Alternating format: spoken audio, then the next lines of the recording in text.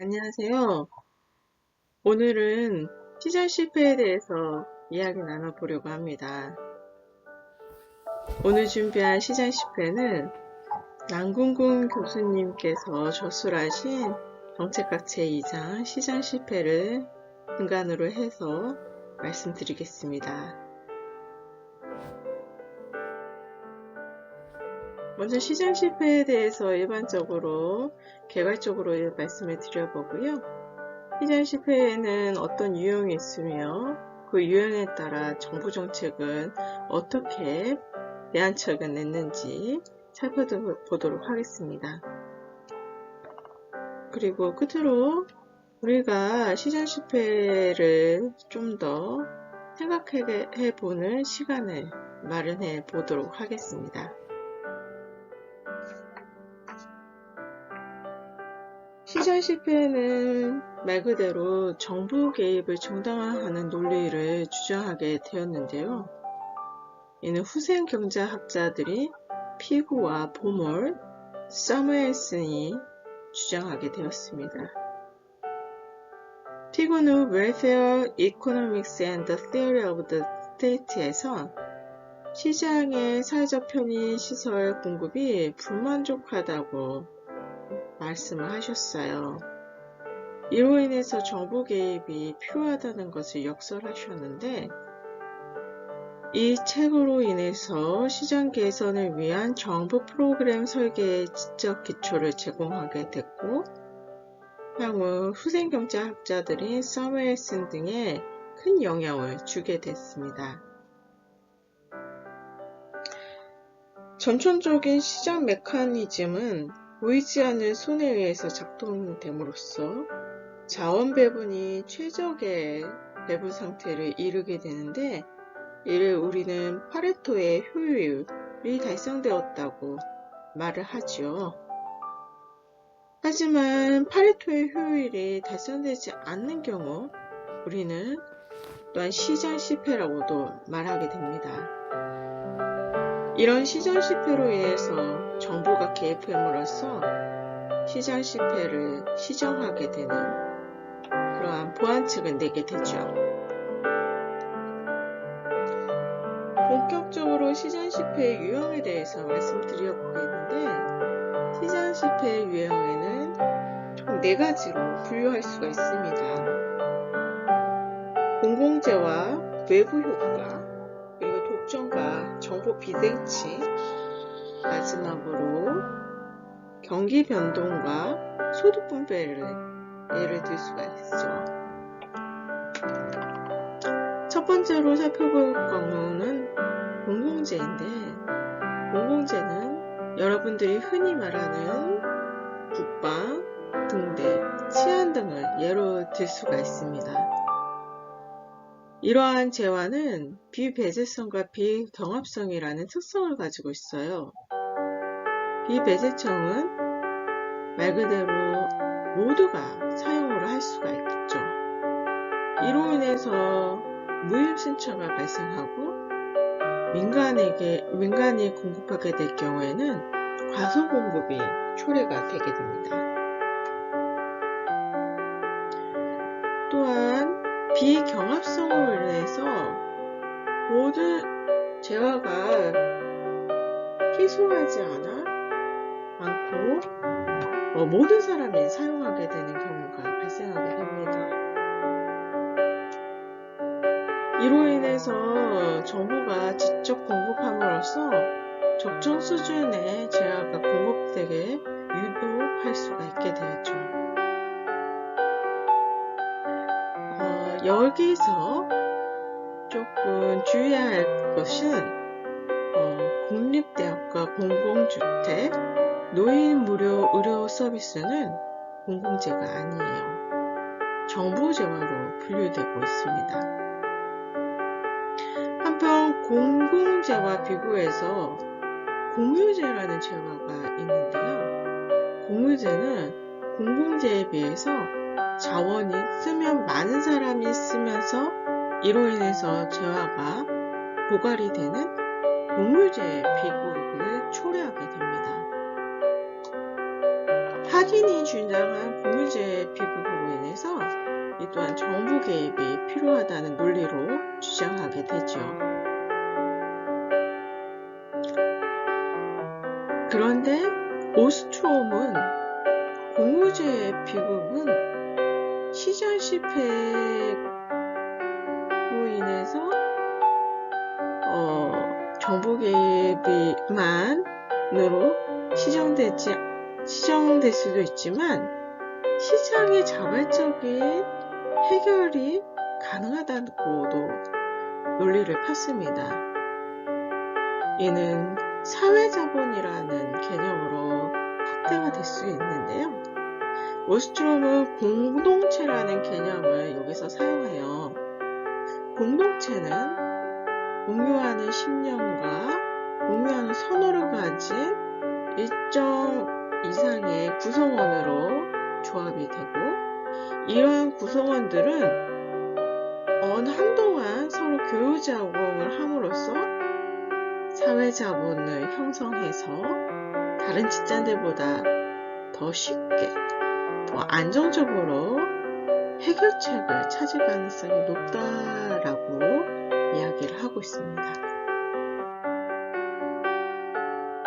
여러분들의 이해를 돕기 위해서 경합성과 배제성에 따라서 자유형을 4가지로 제가 분류해 보았어요. 순수 사유제, 요금제, 공유제, 공공제, 이렇게 4가지 제와의 특성이 있고 그에 따른 어떠한 문제점이 있으며 어떻게 우리가 시정을 해야 할지 생각해보는 시간도 가져보면 좋을 것 같습니다. 두 번째로 비용과 편익의 불일치로 인해서 생기는 외부 효과를 들 수가 있는데요. 이로 인해서 편익과 비용에 대한 보상과 부담이 이루어지지 않는 경우를 우리는 흔히들 외부 효과라고 부릅니다. 외부 효과에는 부정적인 외부 효과가 긍정적인 외부 효과가 있는데요. 부정적인 외부 효과는 말 그대로 사회 편익이 감소하는 경우를 들 수가 있습니다. 예를 들어서 공장에 공해가 발생했을 때 이웃 주민들에게 보상비가 포함되지 않음으로 해서 제품 생산 비용이 낙제 책정되는 경우 등이 있어요. 그 밖에 흡연, 난폭운전, 환경오염 등을 예를 들 수가 있겠죠. 반면에 긍정적인 외부 효과가 있는데 사회적인 편익이 증가하는 경우를 예를 들 수가 있습니다. 구체적인 예로는 양봉업자의 벌꿀 생산이 주변의 가수원의 수확량이 증가하거나 대규모 투자로 인해서 제품 개발이 된 후에 사회적인 편익이 증가하는 경우를 들 수가 있어요. 또한 사회자본이 형성됨으로써 이 또한 사회적인 편익이 증가하는 경우가 예를 들 수가 있습니다. 이러한 외부 효과를 시정하기 위해서 정부 개입이 필요한데요.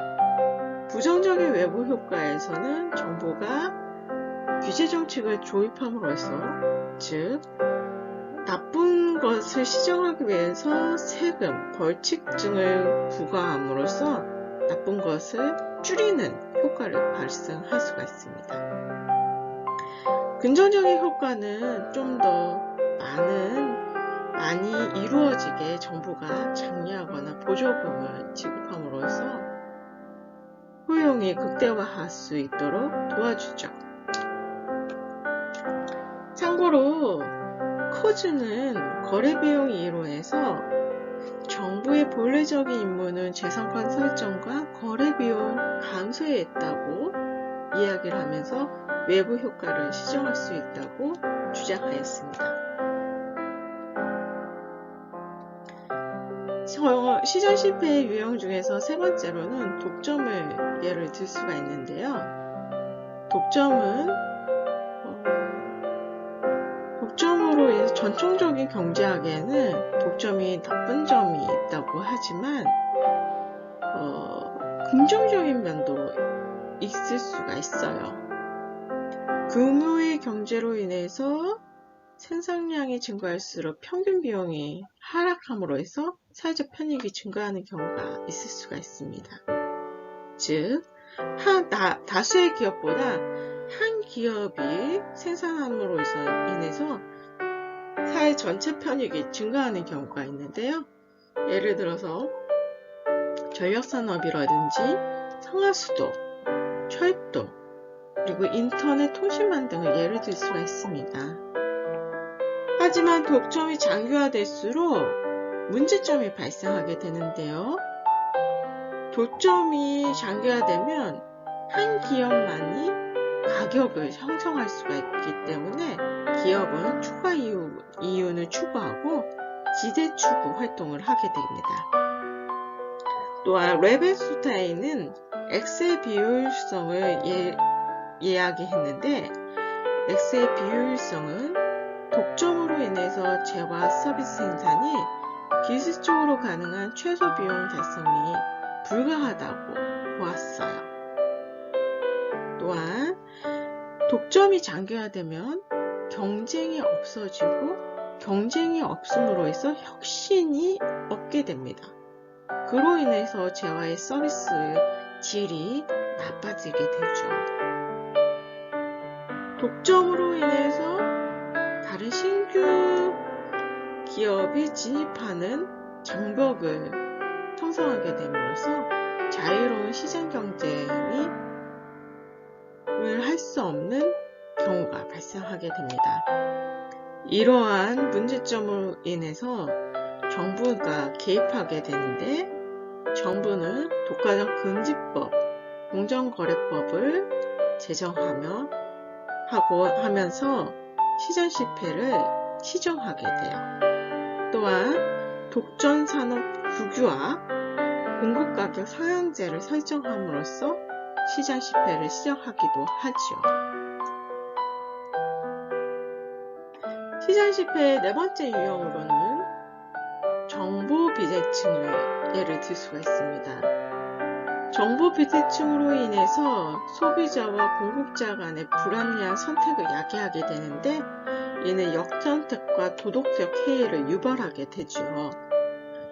역선택은 손해를 감수함에도 불구하고 불합리한 거래를 하는 것을 우리는 예를 들 수가 있습니다. 구체적인 예로는 건강이 나쁜 사람이 보험 가입을 하는 경우와 중고차 상태가 정확히 모르면 우리가 종종 질 나쁜 차를 구매하게 되는 결과를 초래합니다. 이를 시정하기 위해서 정부는 자동차 보험을 의무 가입하게 하고, 소비자 보호를 위해서 기업은 KS 마크 인증을 하게 합니다. 또한 기업들은 좋은 인력을 채용하기 위해서 자격증 등을 요구하게 되죠. 또한 도덕적 해이라는 문제점도 발생하게 되는데, 도덕적 해이는 대리인이 본인을 위해서 일하지 않고 대리인 자신을 위해서 행동하게 됩니다. 즉, 대리인이 사익을 추구함으로써 대리 손실이 발생하게 되는데요. 구체적인 예로는 의료보험 가입자가 보험사에 비용을 부담할 때 의료 서비스를 남용하는 경우를 들 수가 있습니다. 이러한 문제점을 해결하기 위해서 정부는 보조금 등을 주면서 유인 설계를 해요. 또한 나쁜 것을 시정하기 위해서 규제를 가하기도 합니다. 건강한 사람을 의료보험에 강제로 가입하게 하는 경우도 이러한 문제점을 시정하기 위한 해결책으로 볼 수가 있겠죠. 마지막으로 경기병동과 소득분배를 시장 실패의 유형으로 볼 수가 있어요. 전통적인 시장 실패를 교정함에도 불구하고, 또한 자원의 최적 배분임에도 불구하고 장기적인 경기 순환에 따른 변동, 즉 실업과 인플레이션이 발생하거나 소득이 분배가 잘 이루어지지 않을 때, 그때 정부 개입이 불가피하다고 합니다. 첫 번째, 경기 변동의 경우에는요, 케인즈가 경기 불황의 경우에는 정부 개입이 필요하다고 보았어요. 불황일 때, 경기가 불황할 때, 경제가 불황할 때 정부는 소비, 투자, 자본 등을 확충해서 적자 재정 지출을 유도를 함으로써 완전 교훈과 경제 성장, 물가 안정을 할 수 있게 유도를 하게 되었죠. 그리고 두 번째로는 신경제학에서 롤스가 주장한 이론인데요. 롤스는 정의론에서 파레토의 최적이 달성함에도 불구하고 소득의 재분배가 이루어지지 않는 경우가 있다고 주장하였습니다. 소득 재분배를 위해서는 정부가 개입을 하게 되는데 정부는 조사와 정부 지출을 함으로써 소득 재분배를 유도를 해야 한다고 주장하였어요. 이것은 향후에 복지국가가 태동하는 계기를 마련하게 되었지요. 안궁금 교수님은 정책학 책에서 시장 실패에 따른 정부 정책을 위의 표와 같이 잘 정리해 주었습니다. 여러분들의 이해를 돕기 위해서 저도 이렇게 준비해 봤어요. 지금까지 시장 실패에 따른 정부 정책은 어떻게 되는지 살펴보았습니다. 여기서 과연 시장 실패, 즉 시장이 부정적인 면만이 있을까요? 만약에 그랬다면 현대의 신행정약인 공공선택론은 태동하지 않게 되었을 거예요. 그렇다면 시장 실패로 인해서 정부가 과도하게 개입할 경우 정부 실패도 발생하게 되겠죠. 하지만 정부도 부정적인 면만 있을까요? 그렇다면 정부 거버넌스는 태동하지 않았을 겁니다. 여기서 우리는 살펴보아야 할 점은 시장과 정부, 이 둘은 서로 상호 보완 작용을 하면서 행정은 발전한다는 것에 있어요. 여러분들이 이해를 돕기 위해서 막스의 변증병적 논리를 행정학에 가져와 보는 것도 이해를 쉽게 하는데 도움이 될 것 같기도 해요. 즉, 어느 쪽에만 정답이 있지 않고 서로 상호 보완 작용하면서 발전하는 게 행정이 아닐까 생각해 봅니다.